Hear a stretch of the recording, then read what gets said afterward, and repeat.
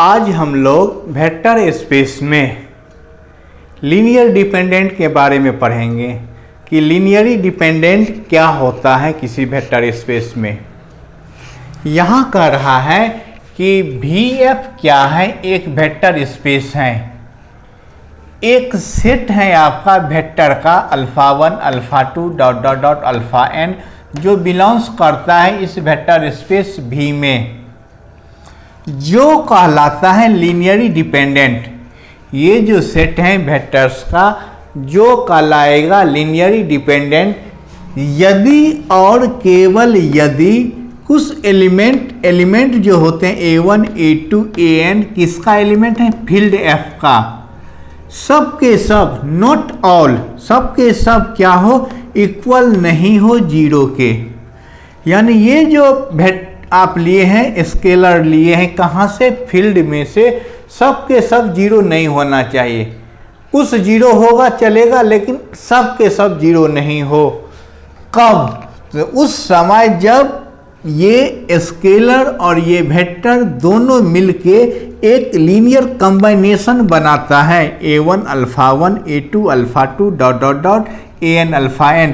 ये linear combination का value zero, इस लीनियर कॉम्बिनेशन को सेटिस्फाई करने पर आप देखोगे कि ये जो A1 A2 dot dot dot AN ये आपका एलिमेंट है फील्ड का, वो सब के सब जीरो नहीं होना चाहिए। तो उस केस में हम लोग कहते हैं कि ये जो वेक्टर हैं अल्फ़ा 1 अल्फ़ा 2 अल्फ़ा n ये सभी वेक्टर्स क्या कहलाते हैं, लीनियरली डिपेंडेंट। अब यहाँ पे कह रहा है कि आपको तीन वेक्टर दिया हुआ है 1 3 2 1 -7 -8 एंड 2 1 -1 किसका है, ये IR3 का। ये क्या है, लीनियरली डिपेंडेंट। ये हमको कहता है प्रूव करने के लिए कि यह तीनों क्या है आपका लीनियरली डिपेंडेंट है। तो हमने क्या क्या मान लिया, अल्फ़ा 1 का वैल्यू ये, अल्फ़ा 2 का वैल्यू ये, अल्फ़ा 3 का वैल्यू ये क्या है, एलिमेंट है किसका, R3 का। और तीन कांस्टेंट लिए हैं A1 A2 A3, यह एलिमेंट है I का। इस प्रकार है कि लीनियर कॉम्बिनेशन इतना बराबर जीरो होता है। ये लीनियर कॉम्बिनेशन हमको दिया हुआ है। इसमें क्या करेंगे, अल्फ़ा 1 अल्फ़ा 2 अल्फ़ा 3 का वैल्यू रखेंगे। वैल्यू रखने के बाद हमारा काम है यहाँ से तीन इक्वेशन मिलेगा हमको, होमोजीनियस लीनियर इक्वेशन तीन मिलेगा। उस माने लीनियर इक्वेशन तीन मिलेगा, उस इक्वेशन को सॉल्व करके A1 A2 A3 का वैल्यू निकालेंगे। क्योंकि हमको प्रूव करना है लीनियरली डिपेंडेंट, तो लीनियरली डिपेंडेंट में ये जो A1 A2 A3 वैल्यू निकलेगा वो सब के सब जीरो नहीं होना चाहिए, ये हमको दिखाना है। तो सबसे पहले हम इसमें वैल्यू पुट करते हैं अल्फ़ा 1 अल्फ़ा 2 अल्फ़ा 3 का। अब देखिए हमने क्या किया, अल्फ़ा 1 अल्फ़ा 2 अल्फ़ा 3 का वैल्यू रखे। अब A1 को इस तीनों कोऑर्डिनेट में मल्टीप्लाई किए, ये आया, फिर इसमें A2 से इसमें A3 से मल्टीप्लाई किए। अब ऐड करेंगे तो सभी टर्म का पहला कोऑर्डिनेट जो है उसको आपस में रखिए, फिर दूसरा कोऑर्डिनेट को रखिए आपस में।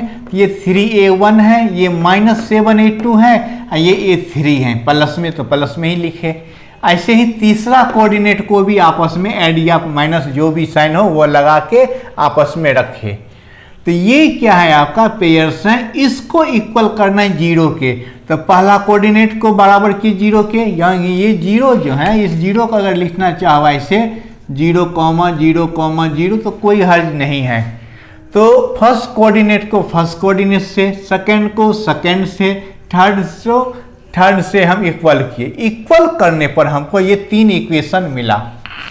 अब हमारा काम है इस इक्वेशन को सॉल्व करके A1 A2 A3 का वैल्यू निकालना और देखना कि जो वैल्यू हमको मिला है वो सब के सब जीरो नहीं हो। इसके लिए क्या किया, हम सॉल्व करते हैं इक्वेशन 1 और 2 को।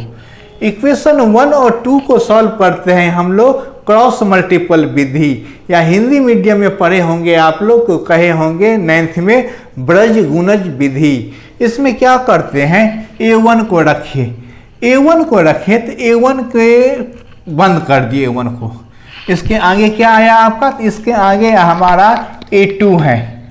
A2 का कोफिशिएंट 1 है, A3 का कोफिशिएंट 1 है, तो 1 को 1 से मल्टीप्लाई करके यहाँ लिखिए। फिर माइनस A1 बंद है आपका, तो इस A2 के बाद A3 है, A3 में +2 है, यहाँ -7 है, तो -7 इंटू 2 लिखिए। ऐसे ही A2 लेंगे तो A2 को बंद करने पर इसके आगे 3 वाले में क्या है, 2 है, इसके क्रॉस में क्या है, यहाँ पे पीछे 3, 2 इंटू 3, फिर बंद है तो A3 के बाद क्या आ गया, A1, तो 1 इंटू 1। ऐसे ही A3 बंद करने पर 1 इंटू -7 और 1 इंटू 3। अब यहाँ से इसको सॉल्व करके हम A1, A2, A3 का वैल्यू निकालने की कोशिश करेंगे। अब देखिए यहाँ पे ये क्या है, A1 बट्टा 1 इंटू 1 1 हो गया, 1 लिखे, -7 इंटू 2 -14, माइनस के कारण +14, A2 बट्टा 2 इंटू 3 6 हो गया, -1 इंटू 1 1, A3 बट्टा 1 इंटू -7 हो गया, -1 इंटू 3 3 हो गया। अब ये 1 और 14 मिल के 15 हो गया, 6 - 1 5, -7 -3 मिल के -10 हो गया। अब तीनों टर्म में हमने देखा, ये जो तीनों टर्म है, पहला टर्म में 15 है, दूसरा में 5, तीसरा में -10, तीनों में देखे कि 5 कॉमन है, तो 5 से हम क्या किए, तीनों में डिवाइड कर मल्टीप्लाई कर दिए, ये आ गया 3, ये आ गया 1, ये आ गया -2। क्योंकि यह रेशियो में है तो इसका वैल्यू हम मान लेते हैं ये k के इक्वल में है, k ये लेट हम मान लिए, तो A1, A2, A3 का वैल्यू मिला। अब ये जो A1, A2, A3 का वैल्यू मिला है ये सही है कि गलत, इसके लिए इन सभी का वैल्यू तीसरा इक्वेशन जो है उसमें हम रखें। तीसरा में A1 का वैल्यू रखे, A2 का और A3 का वैल्यू रखे, आप देखें दोनों ओर इक्वल वैल्यू आ गया 0 0, दोनों ओर इक्वल वैल्यू आ गया, तो हम कहेंगे तो ये जो हमारा इक्वेशन है 1 2 3 वो उसका सॉल्यूशन क्या आया, आपका को सब के सब 0 नहीं आया, तो कहेंगे hence the set of homogeneous equation, homogeneous equation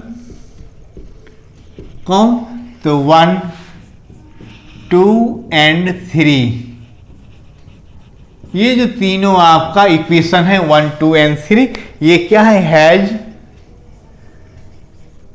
none zero solution, यानी इसके पास जीरो सोल्यूशन नहीं है, नन जीरो सोल्यूशन।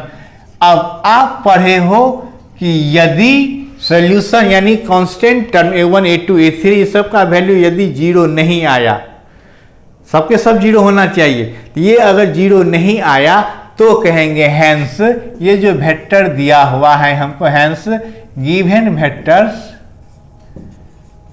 कौन कौन वेक्टर्स हैं, एक वेक्टर्स है आपका कौन, तो 1 3 2,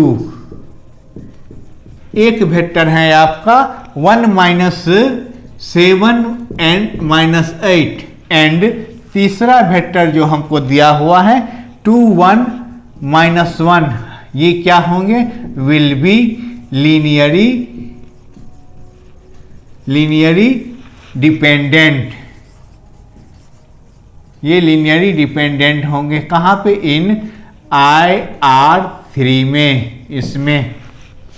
तो इस प्रकार हम लीनियरी डिपेंडेंट हैं कि नहीं है ये हम आराम से निकाल लेंगे, यानी इक्वेशन माने लीनियर कॉम्बिनेशन की सहायता से हमको इक्वेशन मिलेगा, उस इक्वेशन को सॉल्व करने पर अगर सभी कांस्टेंट टर्म जो है आपका A1 A2 A3 इसका वैल्यू या A1 A2 जो भी रहेगा उसका वैल्यू अगर सभी के सभी 0 नहीं आया तो हम कहेंगे कि आपका वो जो वेक्टर्स दिया हुआ है वो वेक्टर्स क्या है, लीनियरी डिपेंडेंट है।